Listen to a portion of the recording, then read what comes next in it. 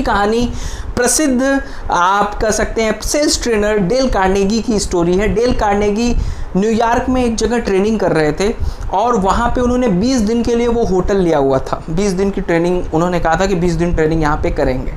2-4 दिन पहले वो उनके सारे टिकट बुक हो गए थे। कॉरपोरेट बड़े बड़े कॉरपोरेट कंपनी में काम करने वाले लोग उस टिकट को खरीद चुके थे और वो आने वाले थे पार्टिसिपेट करने के लिए। लेकिन डेल कार्नेगी को ये पता चलता है ऑल ऑफ सडन कि भाई साहब ये जो टिकट बिक गए हैं, अब होटल ने अपने प्राइस को बढ़ा दिया है, 300 टाइम अपने प्राइस को बढ़ा दिया है। कहने का मतलब ये है कि आप होटल कह रहा है कि भाई साहब जो आपने होटल बुकिंग करते समय जो प्राइस दिया था, 2 दिन बाद आपका इवेंट है, अब आपको 300% मोर उसका प्राइस देना पड़ेगा। ऐसे में हम आप होते तो रिएक्ट होके जाते और कहते ये कैसे तुमने बढ़ा दिया, ये बिल्कुल सही नहीं है, मेरे टिकट बिक गए हैं, सारे लोग आने वाले हैं, और दुनिया भर की चीज़ें हम बताते। लेकिन डेल कार्नेगी ने यही प्रिंसिपल का इस्तेमाल किया कि उसका इंटरेस्ट क्या है, उससे रिलेटेड बात करते हैं।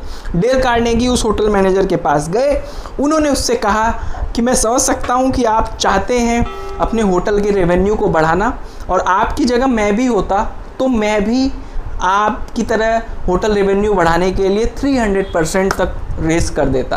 तो मैं आपसे बिल्कुल नाराज़ नहीं हूँ, मैं भी यही चीज़ करता।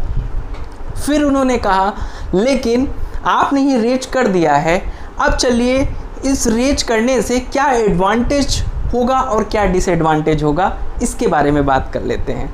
फॉर एग्जांपल आपने रेज कर दिया है और मैं इस प्रोग्राम को कैंसिल कर देता हूँ, तो यहाँ पे जो बड़े बड़े कॉरपोरेट जाइंट्स आ रहे हैं मेरी ट्रेनिंग अटेंड करने, कहीं ना कहीं आप इस बात से एग्री करेंगे कि आपके होटल का भी प्रचार हो रहा है, और वो अगर आना बंद कर देंगे तो होटल का प्रचार आपके नहीं होगा। तो मैं ट्रेनिंग को अगर रोक देता हूँ तो आपका एक बहुत बड़ा नुकसान है, और उतने लोगों को आपका होटल देखने को मिलेगा, वो अपनी कंपनीज़ के या अपने पर्सनल फंक्शन भी वहाँ पे प्लान कर सकते हैं।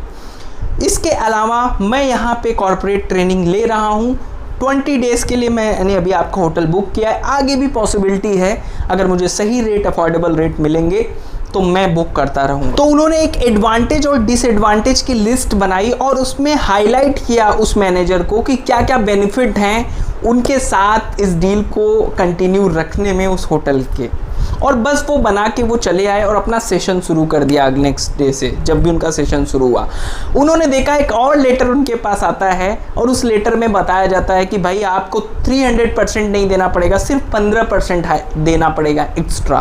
तो ये क्यों पॉसिबल हुआ?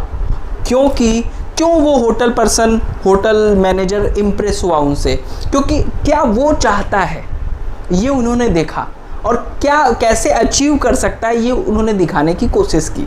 तो कभी भी आप किसी को इम्प्रेस या इन्फ्लुएंस करना चाहते हैं, जो कि बहुत ही इम्पॉर्टेंट ज़रूरत है आज के टाइम पे, तो आपको इस बात का ध्यान रखना है कि सामने वाले का इंटरेस्ट क्या है, उसी रिलेटेड आपको बातचीत करनी है ताकि आपका इंटरेक्शन वैल्यूएबल हो सके और at the end of the day आप जो रिजल्ट चाहते हैं वो पा सकें।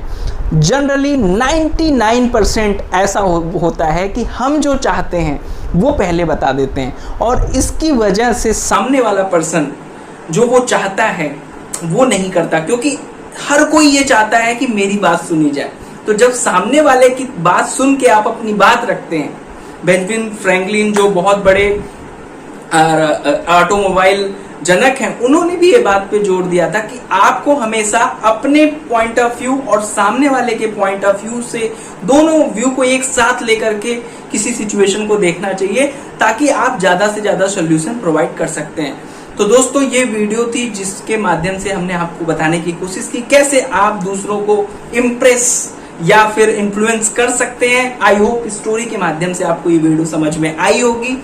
अगर अभी आपने वीडियो सब्सक्राइब चैनल नहीं किया तो प्लीज चैनल को सब्सक्राइब कर दीजिए और बेल घंटा भी बजा दीजिए, ताकि आगे आने वाली वीडियो सबसे पहले आप तक पहुंचती रहे। धन्यवाद। Thank you.